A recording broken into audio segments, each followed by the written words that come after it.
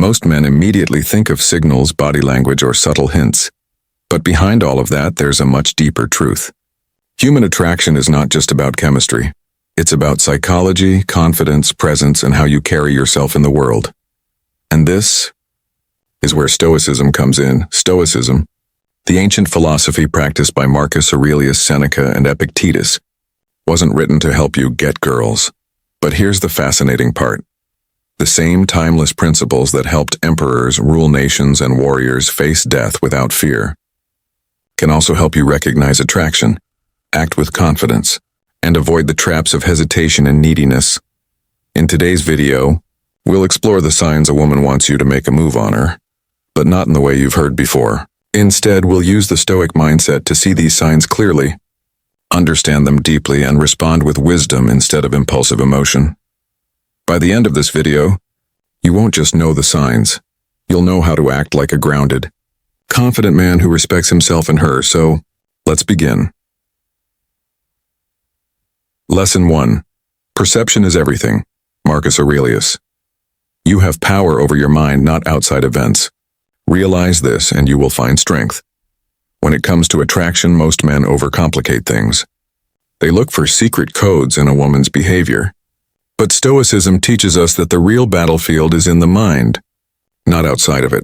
Signs that a woman wants you to make a move are often simple. She maintains eye contact longer than usual. She playfully touches you during conversation. She leans in closer. Instead of pulling away, she finds reasons to prolong the interaction. Yet many men miss these signals because their minds are clouded with self-doubt, fear of rejection, or overthinking. Historical context. Marcus Aurelius, the Roman emperor, constantly reminded himself to see things as they are, not worse than they are. In his meditations, he tells himself not to be ruled by false perceptions. Modern example. Imagine you're at a cafe. A woman smiles at you more than once, laughs at your jokes, and finds reasons to keep talking. A confident man perceives this for what it is, interest. An insecure man convinces himself, she's just being nice. The difference is perception. Practical advice. Train your mind to see things as they are. Stop second-guessing obvious signs. If she's giving you repeated cues, recognize it without twisting the story in your head. Perception, controlled by you, is your first step toward confidence. In life, and especially in relationships, we often misinterpret signals, overthink simple situations, or allow fear to distort reality. When it comes to attraction, this problem magnifies. Many men ask themselves, did she smile at me because she's interested, or was she just being polite? The Stoic philosopher Marcus Aurelius gives us a timeless answer. Our strength lies not in controlling others, but in controlling our perceptions. By mastering perception, we not only read signs more clearly, but also free ourselves from the mental fog of insecurity, doubt, and hesitation. What the Stoics meant by perception. The Stoics believe that external events are neutral. They are neither good nor bad until our minds interpret them. A smile from a woman, neutral. Your interpretation, she's interested or she's just being nice, creates the emotional response. The event itself holds no power over you. Your judgment of it does. Marcus Aurelius, writing in his private meditations, reminded himself daily that the mind alone has the power to define reality.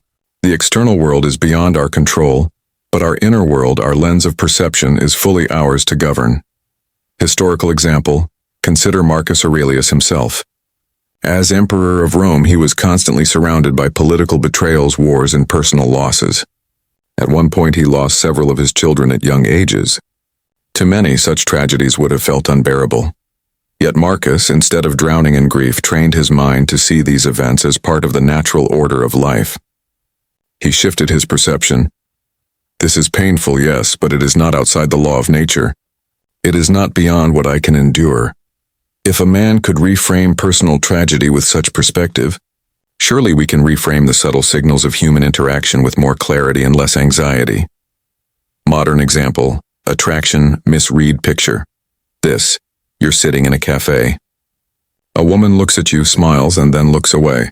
One man thinks, she's interested. This is my chance. Another man thinks, she probably just smiled out of politeness. I shouldn't assume anything. A third man overanalyzes. Maybe she smiled because I look weird. I knew I shouldn't have worn this shirt. The event was the same, a simple smile. But the perceptions created entirely different inner worlds. The Stoic man doesn't jump to insecure conclusions. He observes clearly. She smiled. That's pleasant. If more signs follow, I can act. If not, I lose nothing. Why perception is everything in attraction prevents overthinking. Most men miss opportunities not because there were no signs, but because they doubted themselves into inaction. Keeps you grounded by seeing reality as it is, not worse than it is. You stop projecting fears onto neutral events. Frees you from insecurity when you know that only your perception matters. You stop worrying about rejection. Her reaction does not define your worth. Practical Stoic advice. How to apply this: pause before you judge. When something happens, eye contact, a smile, a laugh, pause before attaching meaning. Train yourself to simply observe first. Ask, is this true or just my story? Epictetus, another Stoic, taught that suffering comes from confusing impressions with facts. Separate what happened from what you think it means. Fact. She laughed at your joke. Story. She must like me. Or, she's just being polite. Stay with the fact. Let reality unfold instead of forcing a conclusion. Reframe negatives. If she doesn't respond the way you hoped, don't see it as rejection of you. See it as information. She's not interested. Good. Now I know where I stand. Build self-trust. The more you control your perception, the more confident you become. Over time, you'll stop needing external validation. Conclusion perception truly is everything. A woman's signals don't control you, your mind does. By learning to see events clearly, as Marcus Aurelius taught, you transform doubt into clarity and fear into strength. So the next time you're unsure of someone's intentions, remember it's not the event itself that matters. It's the lens you choose to view it through. And with the Stoic lens, that lens is always clear, calm, and strong. Lesson 2. Courage in action. Seneca. We suffer more often in imagination than in reality. A woman may want you to make a move, but hesitation kills attraction. Stoicism teaches us the value of courage. Fear of rejection is an imagined suffering. Seneca reminds us that the pain we fear rarely comes true, and even if it does, it's not as terrible as we make it out to be. Historical context. The Stoics faced exile, betrayal, even death with courage. Epictetus, once a slave, chose to live freely in his mind despite chains. If they could face death with courage, can you not face the possibility of a no? Modern example. You're talking to a woman at a party. She's laughing, touching your arm, and clearly comfortable. Everything points to her being open.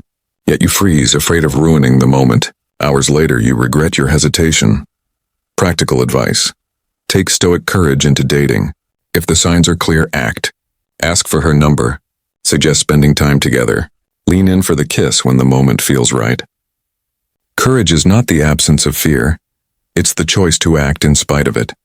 Seneca, one of the greatest Stoic philosophers, once wrote, "We suffer more often in imagination than in reality." These 9 words cut to the heart of why so many men fail to act when it matters most, whether in relationships, career, or life. When it comes to women and attraction, a man often sees clear signs that she wants him to make a move. The prolonged eye contact, the laughter that lingers, the subtle touches, or the way she stays close when she could walk away. And yet instead of acting, he freezes. Why? Because in his imagination he suffers more than in reality. He imagines rejection. He imagines humiliation. He imagines everyone watching and laughing. He imagines that one wrong move will ruin everything. But reality is far less dramatic. In reality, if he acts with respect and confidence, she may respond positively. And if she doesn't, it's simply a no and life goes on. No crowd boos. No catastrophe unfolds. His suffering existed only in his mind. Historical context. How Stoics faced fear. The Stoics lived in a world filled with real dangers: war, exile, slavery, and death. Seneca himself served under Emperor Nero, one of Rome's most unpredictable rulers. At any moment, Seneca could be executed simply because Nero changed his mind. Yet even in such uncertainty, Seneca trained himself to act with courage, not hesitation. His reminder that we suffer more in imagination than in reality wasn't about women or social interactions. It was about life itself.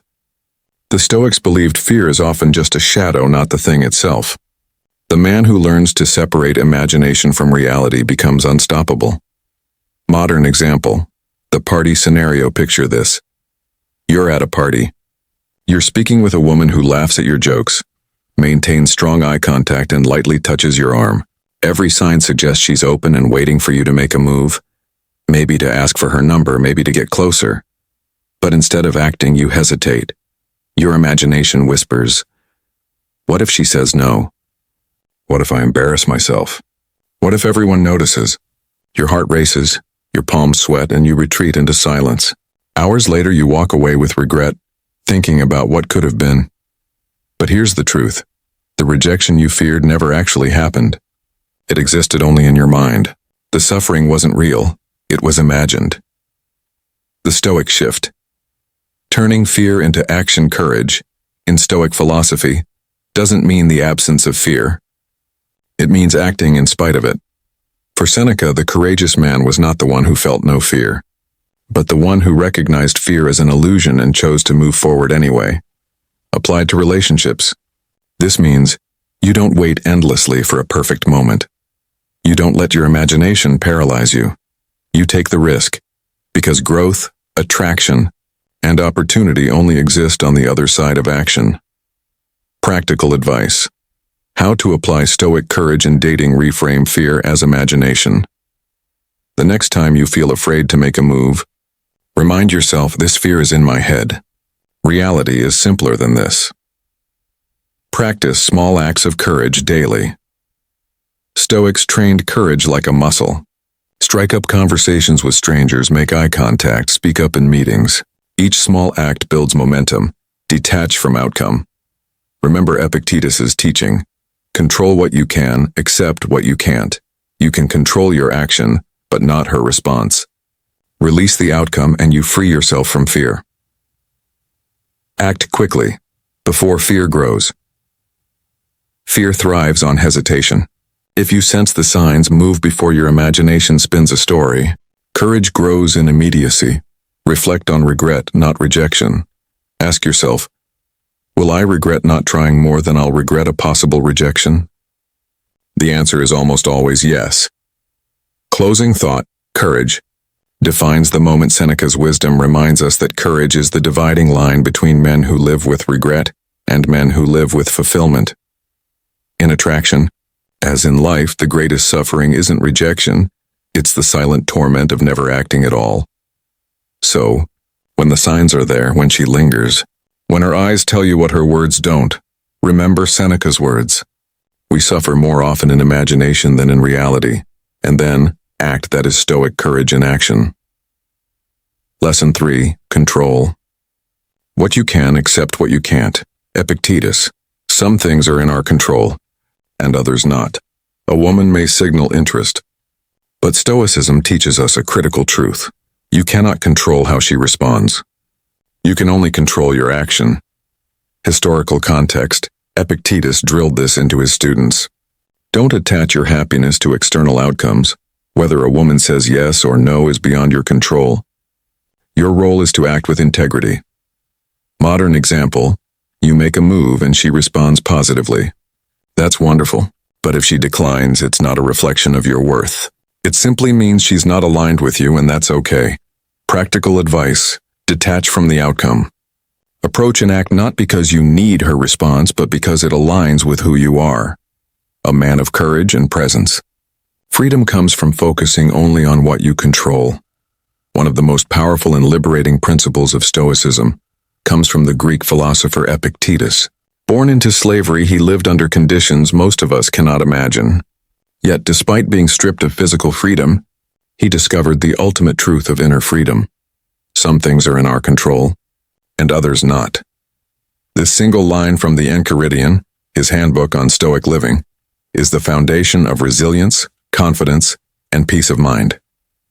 When it comes to life, relationships, and even attraction, this wisdom separates those who live in constant anxiety from those who live with quiet strength. Let's break this down into deeper lessons, showing exactly how this Stoic truth applies not only to philosophy, but also to daily life and relationships. The two domains of life. Epictetus divided life into two categories: things we can control, our thoughts, judgments, desires, actions, and choices; things we cannot control, other people's opinions, their reactions, the past, external events, and outcomes. Most suffering comes when we blur these two domains. We try to control what isn't ours and neglect what truly is. Modern example. You cannot control whether a woman feels attraction toward you. You cannot control whether she says yes or no when you make a move. But you can control how you present yourself, how you act, and how you respond to rejection or acceptance. Practical application. Write down two lists: what is in my control and what isn't. Remind yourself daily to focus only on the first list. Freedom comes from internal control. The Stoics. Stoics believed that true freedom is not external, it's internal. A slave can be free in his mind, and an emperor can be enslaved by desires. Historical context. Epictetus himself was once a slave. He had no control over where he lived or what work he did, but he realized his master could never control his mind. His freedom came from his ability to accept external events without being broken by them. Modern example. A man who waits desperately for a woman to text him back is enslaved by her response. A man who accepts that her reply is out of his control, while continuing to live his life with purpose, is free. Practical application. Detach your happiness from external outcomes. Anchor it in your choices, your values, and your actions.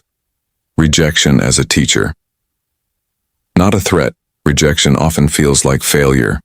But in Stoicism, it is simply something outside your control. If you make a respectful move and she declines, it's not a reflection of your worth. It's just a fact of life, like rain falling or the sun setting. Historical context. Seneca once wrote, "We suffer not from the events themselves, but from our judgment about them." Rejection is neutral. Our emotional pain comes from labeling it as humiliation. Modern example. Two men ask the same woman out. She says no to both. One man spirals into insecurity, thinking he's not good enough. The other accepts her choice, thanks her, and moves on calmly. The second man embodies Stoicism. Practical application. When rejected, pause and remind yourself, this is beyond my control. What is in my control is how I react. Detachment from outcomes creates confidence. Ironically, when you stop obsessing over outcomes, you become more attractive. A woman senses whether you're grounded in yourself or needy for her approval. Historical context. Marcus Aurelius constantly reminded himself to accept whatever comes, woven in the pattern of destiny. By detaching from outcomes, he kept his composure, even in the chaos of ruling an empire. Modern example. You ask for her number without attaching your self-worth to her answer. Whether she gives it or not, you remain steady. That calmness itself makes you appear stronger, more confident, and more appealing. Practical application. Before approaching, tell yourself, her answer is not mine to control. My courage is. Then act downward. Emotional resilience through acceptance. When you learn to accept what's not in your control, you build resilience. Life throws storms, failed relationships, betrayals, missed opportunities. But instead of drowning, you float. Historical context. The Stoics used the metaphor of a dog tied to a moving cart. The cart represents fate. The dog can resist and be dragged painfully, or it can run alongside freely. Either way, the cart moves. Acceptance makes the journey smoother.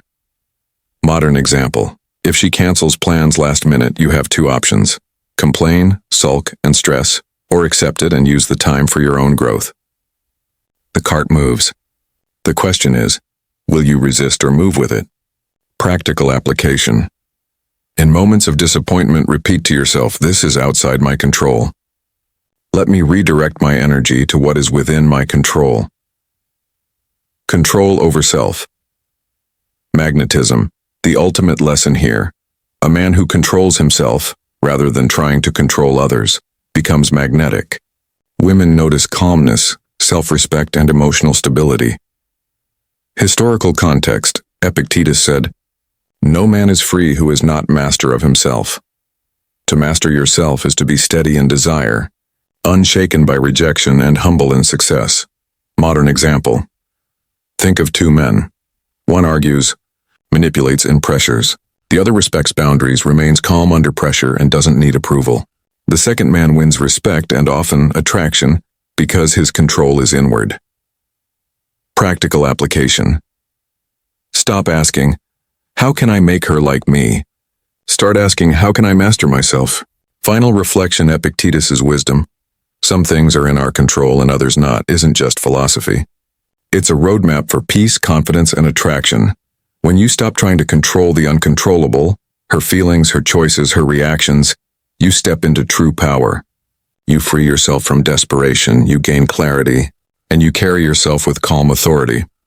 And here's the paradox. When you no longer need to control the outcome, you actually become far more attractive.